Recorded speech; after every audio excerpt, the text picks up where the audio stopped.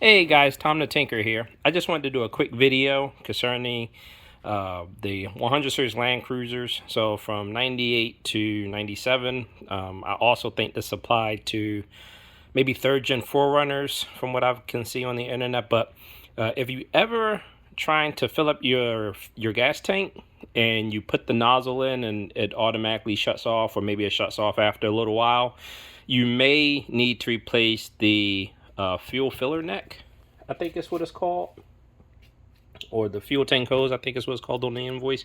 Basically, this is a section of flex pipe that goes from your fuel tank to a connecting hose or pipe that the gas goes into. What happens is that this is actually lined with plastic, and you can kind of see in there.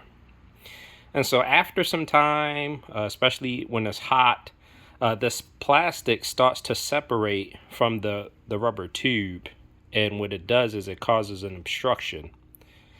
And so what I speculate happened, I'm not sure 100%, but what I speculate happens is that your gas is, it can't flow freely into the tank, and what happens is that it backs up into that pipe. And I'll walk out and show you guys as well. It backs up into the pipe, and also the fumes or the vapors back up. And so what happens is that those nozzles, I think it's like a safety feature, those nozzles just shut right off. So if you look here,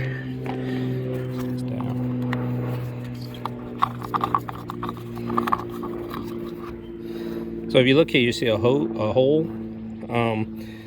What I ended up having to do, mine was getting so bad to where I couldn't put but maybe a couple ounces of fuel in from the gas station. So I was using my roto packs to put some gas, a couple gallons in at a time. And eventually what will happen is that you will start seeing gas start to splash up, and then it will start to come through the hole. But this is basically what the issue is. It's just it being obstructed in here. And this is some pretty hard plastic. I mean, I guess push come to shove, you could take this off just to do like a field repair, and maybe stick something down in there to kind of open that up. And that's pretty hard plastic. But this is the new piece, and as you can see, perfectly see-through. And there's that plastic insert or plastic liner. You can also tell it's just deformed. So this is a 99. I got 212,000 miles on it, and I'm very thankful that my issue presented itself on the last leg of my drive home from Florida. So I was able to use the fuel in the roto packs and kind of get it, put enough gas in there to get home. So I'll show you where it is under the car.